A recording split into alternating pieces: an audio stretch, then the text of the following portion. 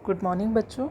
आज हम पाठ 4 देव कवि का जीवन परिचय पढ़ने जा रहे हैं। ध्यान से सुने। काव्य खंड का पाठ 4 देव। कवि का जन्म संवत 1730 यानी कि ईस्वी सन हो गए 1673 ईस्वी और निधन है 1824 विश्वत संवत यानी कि 1767 ईस्वी। तो कवि देव का जन्म इटावा में हुआ। इनके पिता का नाम बिहारी लाल दुबे माना गया है। देव के गुरु वृंदावन निवासी संत हित हरिवंश माने जाते हैं। देव के जो गुरु हैं वृंदावन में रहते थे और हित हरिवंश उनका नाम। देव रीतिकालीन कवियों की भांति ही दरबारी कवि थे। अनेक राजाओं और संपन्न लोगों के यहाँ इन्होंने समय बिताया था और इनको दर्शन शास्त्र, ज्योतिष, आयुर्वेद और तंत्र विज्ञान आदि विषयों का ज्ञान था। देव के रीतिकालीन कवियों की भांति ही काव्य, रीति और काव्य रचना दोनों ही क्षेत्रों में अपनी प्रतिभा का इन्होंने परिचय दिया। कवि के रूप में देव सौंदर्य और प्रेम के चितेरे हैं, यानी कि इनका जो विषय रहा मुख्य रूप से वह सौंदर्य और प्रेम रहा। इनका काव्य बहुत ही सरस है, भावोत्तेजक है। रूप वर्णन, मिलन, विरह आदि का इन्होंने मर्म हृदय स्पर्शी शब्द चित्र देव ने अंकित किया है। इसके साथ ही इन्होंने संस्कृत शब्द युक्त सरस और सशक्त ब्रज भाषा का प्रयोग किया है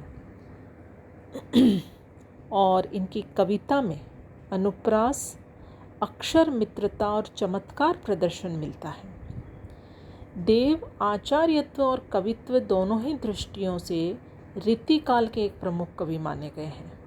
कवि देव रीतिकाल के प्रमुख कवि माने गए हैं और इन्होंने लगभग इनकी जो रचनाएं हैं वह 52 रचनाएं कही जाती हैं। मुख्य रचनाएं 52 हैं, 52 मानी गई है, लेकिन जो 15 ग्रंथ इनके मिलते हैं ये ग्रंथ है भाव विलास, अष्टयाम, भवानी विलास, कुशल विलास, प्रेम तरंग, जाति विलास, देव चरित्र, रस विलास, प्रेम चंद्रिका, शब्द रसायन, सुजान विनोद, सुख सागर, तरंग, राग रत्नाकर, देव शतक और देव माया प्रबंध। ये मुख्य 15 ग्रंथ इनके विशेष हैं। देव ने केशव की भांति कवि और आचार्य कर्म का निर्वाह किया था। स्वभाव से ही ये रसिक होने के कारण इन्होंने श्रृंगार रस का उच्छल प्रवाह बहता है, यानी कि श्रृंगार रस का वर्णन किया है, लेकिन श्रृंगार का विरह वियोग पक्ष है उसका ज़्यादा वर्णन इनके काव्य में मिलता है। यह श्रृंगारिकता छिछली नहीं अपितु उसमें विशेष गंभीरता विद्यमान है। वैसे तो यह रसवादी आचार्य थे, परंतु अलंकारों के स्वाभाविक प्रयोग के प्रति इनका आग्रह था। ब्रज भाषा के साथ साथ इन्होंने संस्कृत, प्राकृत, अपभ्रंश, फारसी और उत्तर भारत की बोलियों के शब्दों का भी इन्होंने स्वतंत्रता से प्रयोग किया है। यानी कि इनका जो साहित्य है उसमें विशेष रूप से ब्रज भाषा का प्रयोग है, लेकिन उसके साथ ही साथ संस्कृत भी है, प्राकृत भी है, अपभ्रंश, फारसी, उत्तर भारत की जो भी बोलियां हैं वह सभी शब्द इनके काव्य में उसका समावेश हुआ है।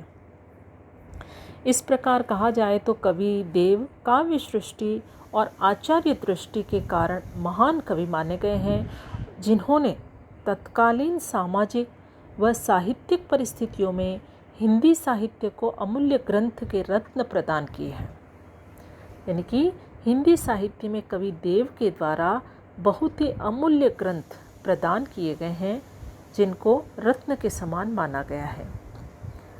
अब प्रस्तुत पाठ जो है आपके, इसमें कवि ने 3 पदों का वर्णन दिया है, 3 पद बताए हैं।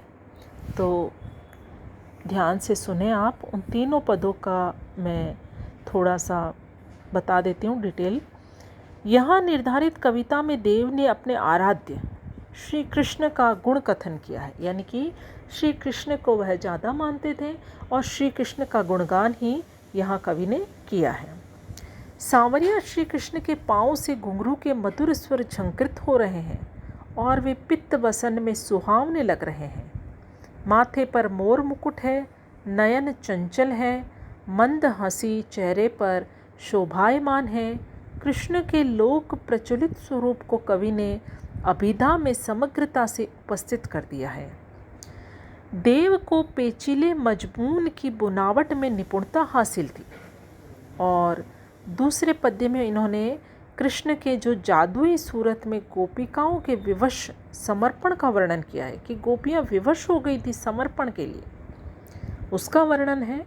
और तीसरा जो पद है उसमें स्मृति और स्वप्न, ये इन कविताओं का संगम किया गया है कि नायिका का जो स्वप्निल संसार है उसके जागते ही खो जाता है। स्वप्न में उसका सुखद मिलन दिखाया गया है और जागरण, जैसे ही जागृत अवस्था होती है उसमें जुदाई बताई गई है, यानी कि श्रृंगार के वियोग श्रृंगार का वर्णन किया गया है इसमें। यह विडंबना ही कविता की मौलिकता और खूबसूरती है। तो इस प्रकार से 3 पद यहाँ पे दिए गए हैं। तो अगले लेसन में हम इन तीनों पदों का वर्णन यानी कि व्याख्या करेंगे। Thank you.